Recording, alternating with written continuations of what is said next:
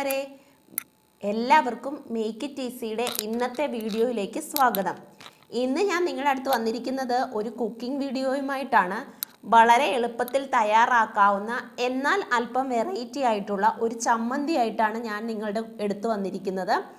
അപ്പം ഈ ചമ്മന്തിക്ക് ആവശ്യമായിട്ടുള്ള സാധനങ്ങൾ എന്തൊക്കെയാണെന്ന് നോക്കാം.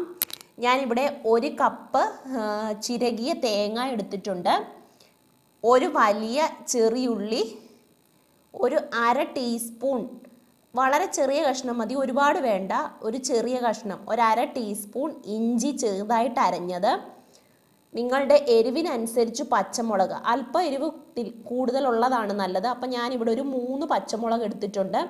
കാന്താരി ഉള്ളവർ കാന്താരി മുളക് എടുക്കുക.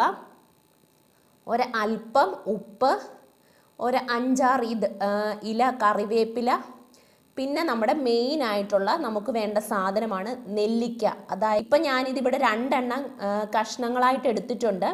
നിങ്ങൾ പുളി നോക്കിയിട്ട് അതനുസരിച്ച് വേണം നെല്ലിക്കായുടെ എണ്ണം തിരഞ്ഞെടുക്കാനായിട്ട്.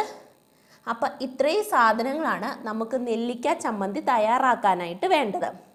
ഇനി നമുക്ക് ഇത് അമ്മിക്കല്ലുള്ളവർ അമ്മിക്കല്ലിൽ ഒതുക്കിയെടുക്കുക.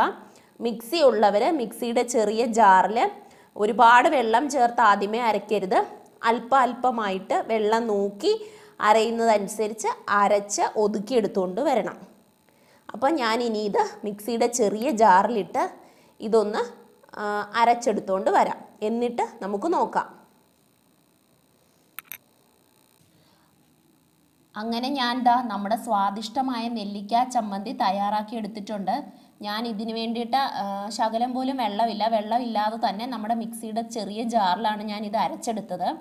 നിങ്ങൾ അരയ്ക്കാനുള്ള എളുപ്പത്തിന് ആദ്യം നെല്ലിക്ക, ഉള്ളി, ഇഞ്ചി, പച്ചമുളക് അതെല്ലാം ആദ്യം മിക്സിയുടെ അടിഭാഗത്തായിട്ട് ഇട്ടതിന് ശേഷം ആദ്യം ഒന്ന് ജസ്റ്റ് കറക്കിയെടുക്കുക. അതിന് ശേഷം തേങ്ങ ചേർത്ത് അരച്ചെടുത്താൽ മതിയാകും.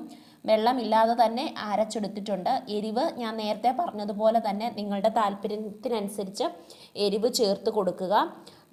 വളരെ സ്വാദിഷ്ടവും അതേസമയം വളരെ എളുപ്പത്തിൽ തയ്യാറാക്കാവുന്ന ചമ്മന്തിയാണ്. അപ്പോൾ എല്ലാവരും ട്രൈ ചെയ്ത് നോക്കുക. ട്രൈ ചെയ്തതിന് ശേഷം അഭിപ്രായങ്ങൾ അറിയിക്കുക. അപ്പോൾ വീണ്ടും നമുക്ക് മറ്റൊരു വീഡിയോയിലൂടെ വീണ്ടും നമുക്ക് കാണാം. അപ്പോൾ എൻ്റെ ചാനൽ ഇതുവരെയും ആരും സബ്സ്ക്രൈബ് ചെയ്തിട്ടില്ലെങ്കിൽ, സബ്സ്ക്രൈബ് ചെയ്യാത്തവരുണ്ടെങ്കിൽ തീർച്ചയായും നിങ്ങൾ സബ്സ്ക്രൈബ് ചെയ്യുക.